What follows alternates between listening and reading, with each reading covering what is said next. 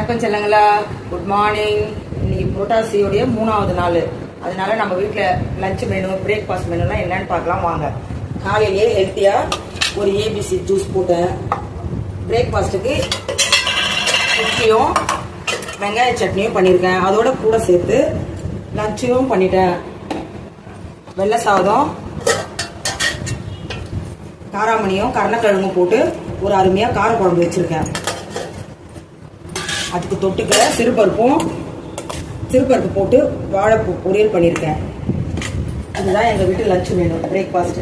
உங்கள் வீட்டில் என்னன்றத நீங்கள் சொல்லுங்கள். அதோட நான் ஒரு சின்ன டிப்ஸ் சொல்கிறேன். உங்களுக்கு தலைமுடி கொட்டுதா, ரொம்ப தொந்தரவாக இருக்குதா, அதுக்கு ஒரு சின்ன டிப்ஸ் சொல்கிறேன். பிடிச்சிருந்தா ஏற்றுக்குங்க. அரிசி கழுவுற தண்ணி இருக்கு இல்லையா, நீங்கள் சாப்பாடு வடிக்கிறதுக்கு அரிசி ஊற வைப்பீங்க. அந்த ஒரு 10 நிமிஷம் ஊற வச்சுட்டு அந்த தண்ணியை வடித்து எடுத்துக்கிட்டு அந்த தண்ணியில் ஒரு கைப்பிடி கருவேப்பிலையும், ஒரு கைப்பிடி செம்பருத்தி இலையும், கருஞ்சீரகம், வெந்தயம் சம அளவு போட்டு ஒரு 2 நெல்லிக்காய் தட்டி போட்டுக்குங்க. இவ்வளவும் போட்டு ஒரு 10 நிமிஷம் கொதிக்க வைங்க. அந்த தண்ணியில் கொதிக்க வச்சதுக்கப்புறம் அதை ஆறுனதுக்கப்புறம் வடிகட்டி ஒரு பாட்டிலில் ஸ்டோர் பண்ணி பாத்ரூமில் வச்சுக்கோங்க.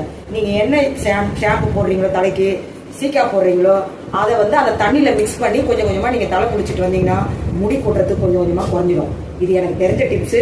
நீங்களும் கேட்டு பயனடையணும்னு நான் சொல்கிறேன். நன்றி, வணக்கம்.